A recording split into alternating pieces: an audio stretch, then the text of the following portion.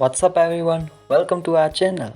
And this is second episode of Basic Mathematical Tools, that is differentiation series. And in this episode, we are discussing differentiation of trigonometric functions and the chain rule.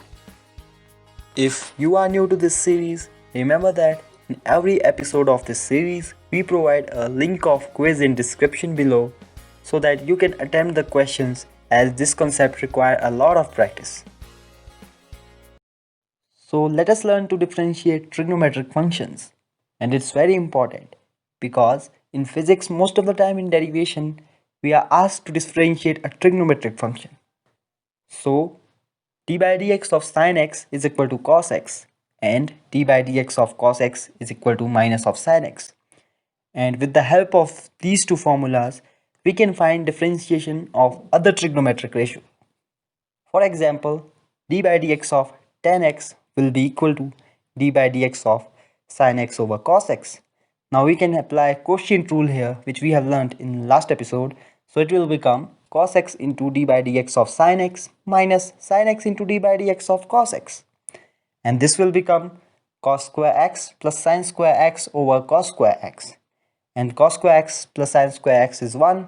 So it will become 1 by cos square x, which is secant square x.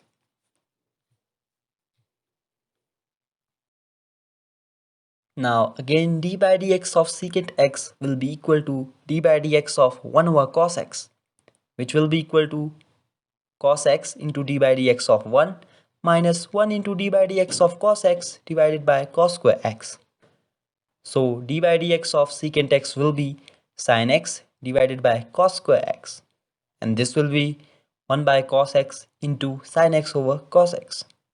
So d by dx of secant x will be secant x into tan x. Similarly, formula of differentiation of other trigonometric functions cot x and cosecant x can be derived, and it's an exercise left for you.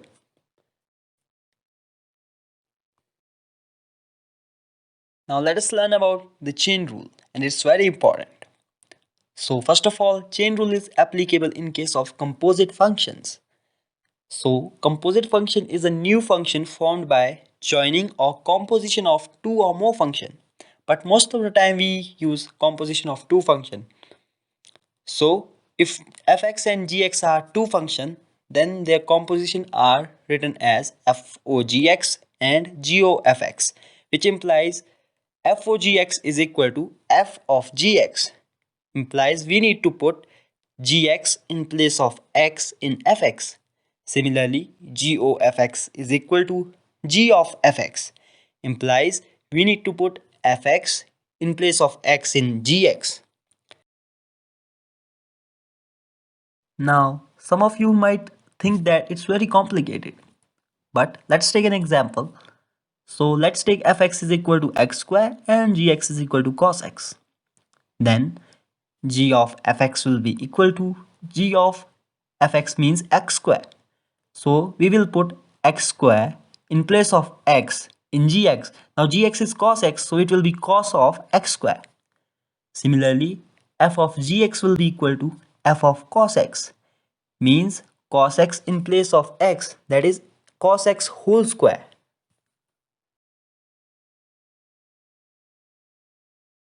Don't worry, let's take one more example.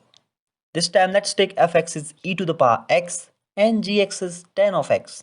Then f of gx will be f of tan x, which will be equal to e to the power tan x. Here we put tan x in place of x in fx. Similarly, g of fx will be equal to g of e to the power x, which will be tan of e to the power x. This time we put ex in place of x in gx. Now according to chain rule, the differentiation of a composite function f of gx is equal to d by dx of f of gx into d by dx of gx.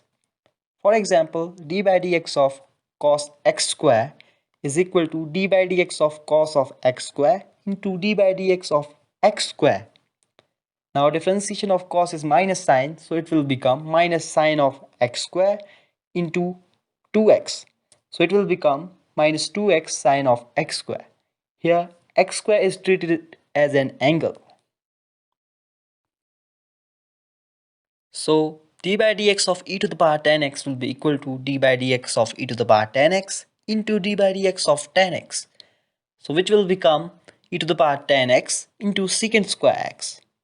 Again, d by dx of cos square x will be equal to d by dx of cos x whole square, which is equal to d by dx of cos x whole square into d by dx of cos x again. Now, cos x whole square is like an algebraic function differentiation. So it will be 2 times of cos x into minus sin x. So it will become minus 2 sin x cos x. So let's take one more example, that is d by dx of tan of e to the power x, which will be equal to tan of e to the power x into d by dx of e to the power x. Now differentiation of tan is secant square x. So it will become secant square of e to the power x into e to the power x. So final answer will be e to the power x into secant square of e to the power x. So let's do an objective problem based on this chain rule. So the differentiation of fx is equal to sine of 3x minus 2 will be equal to, and the options are 3 cos of 3x minus 2 minus 3 cos of 3x minus 2, 3 cos of 3x minus 2, and 2 cos of 3x minus 2. So let's do its solution. Now we can see that fx is a composite function. So we need to use chain rule. How it's a composite function? Because firstly it is using sine and then it is using 3x minus 2. So they are different functions. So now d by dx of sine of 3x minus 2 will be d by dx of sine of 3x minus 2 into d by dx of 3x minus 2, which is cos of 3x minus 2 into 3, as d by dx of 3x minus 2 is 3. So it will become 3 cos 3x minus 2. C option. So let's do one more problem on this, which says that the differentiation of function gx is equal to e to the power 3x into tan 2x at x is equal to 0 will be. Options are 0, 2, 1 and 3. Let's do this solution. So we can see that it is the product of two composite functions. So we will apply a product rule here. So d by dx of gx will be equal to e to the power 3x into d by dx of tan 2x plus tan 2x into differentiation of e to the power 3x. So this will become e to the power 3x into 2 secant square x. Here chain rule is applied in case of tan 2x plus 3 tan 2x into e to the power 3x. Again, in differentiation of e to the power 3x, chain rule is applied. Taking e to the power 3x common, it will become e to the power 3x into 2 secant square x plus 3 tan 2x.